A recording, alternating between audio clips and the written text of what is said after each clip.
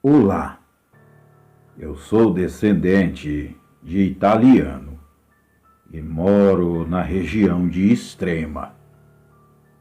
Os meus avós vieram da Itália na década de 20 para trabalharem na lavoura de café.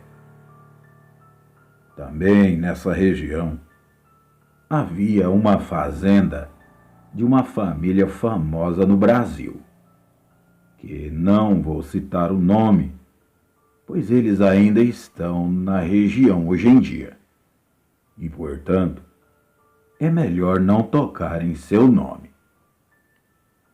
Contava o meu avô que foram para essa fazenda e que era aos pés de um morro, e era muito bonito.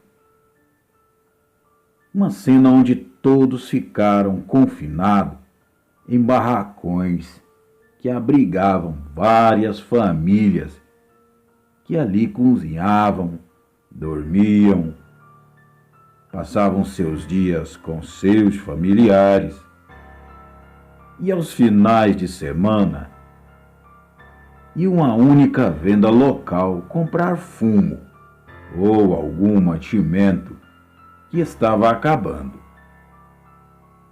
O meu avô, que se chamava Vitório, tinha um amigo por nome Senhor Giovanni, que era inseparáveis.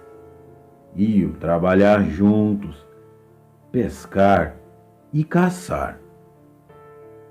O dono da fazenda tinha um capataz que era muito rude.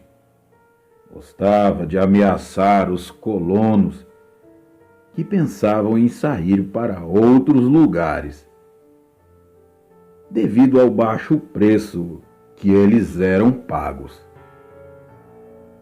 Ele sempre dizia que naquele morro, naquela montanha, haviam lobos que atacavam e devoravam pessoas que se perdiam por lá.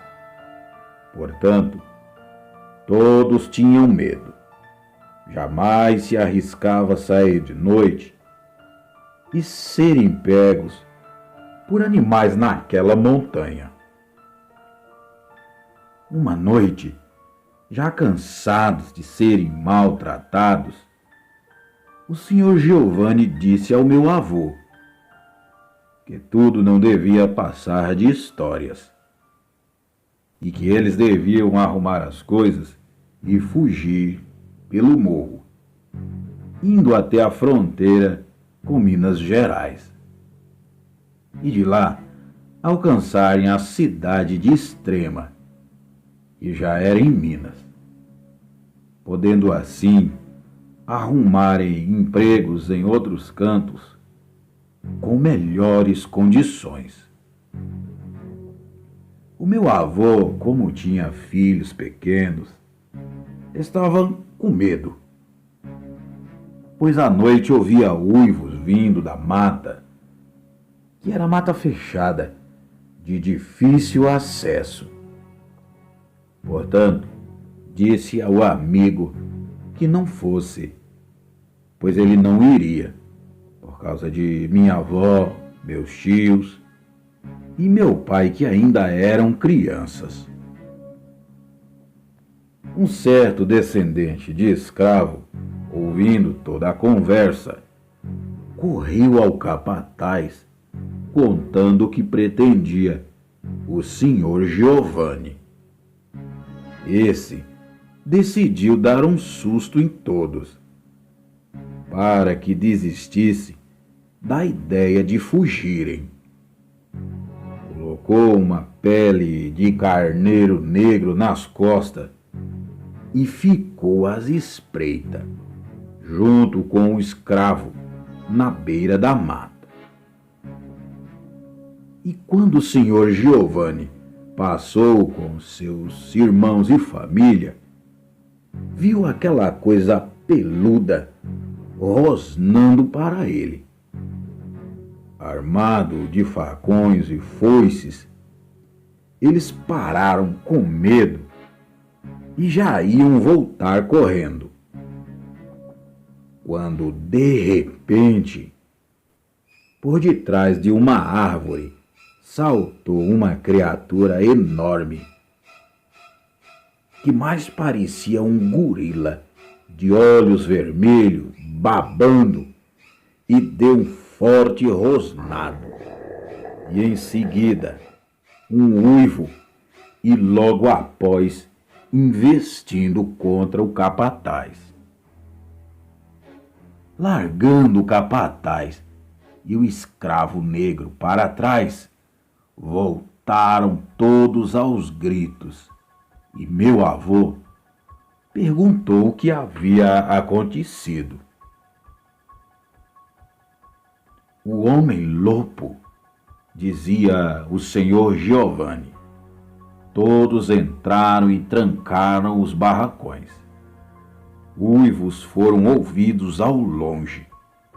Os animais agitados.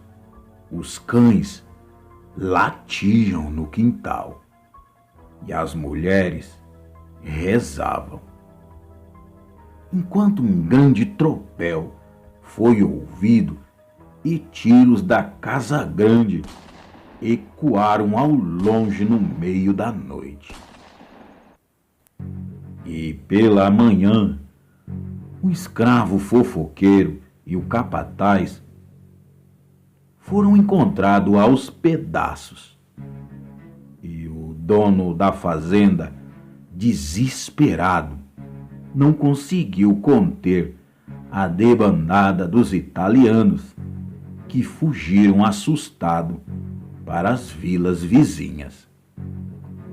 O meu avô foi um deles que aproveitou e foi-se embora junto a eles, pois o terror estava espalhado, e em meio a eles, um negro ex-escravo, já bem velho, os acompanhou na estrada e chegou ao meu avô e disse que não perdoava traidores, ainda mais de sua própria raça.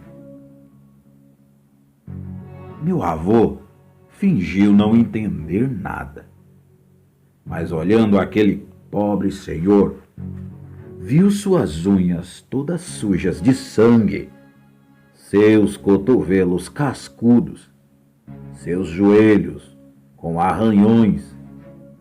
Só aí então entendeu o que ele dissera. A fazenda logo foi vendida pelo dono e ninguém queria trabalhar ali no Morro do Lopo. E meu avô se estabeleceu em Extrema, onde fica o morro. Aquele velho senhor desapareceu na cidade e nunca mais se soube dele. O morro ainda está lá ativo, até aos dias de hoje. E ainda lá ouve-se uivos pelas regiões. E ninguém sabe se são lobos, já que há mais de 100 anos não se vê nenhum cachorro do mato naquela região. O senhor Giovanni viveu até os 80 anos de vida. O meu avô até aos 87 anos. E eu gostava de pedir aos dois que contasse a sua história. Contada a história, nada era acrescentado, e cada palavra era fielmente contada, como sempre.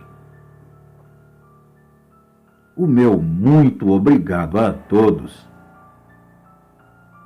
por ouvir o meu relato.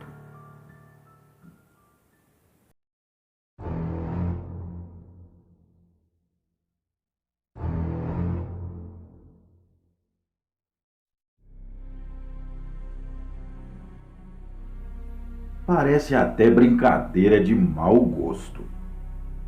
Mas o que aconteceu numa obra a qual eu trabalhava foi fora do comum, mas foi a pura realidade.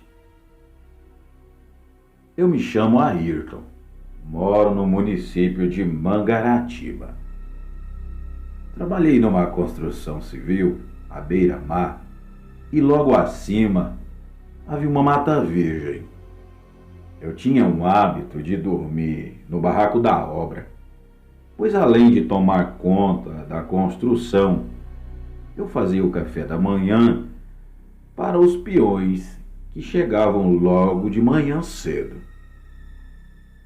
Em uma sexta-feira, por volta de 1 hora da madrugada, acordei com um barulho tremendo todo o barraco.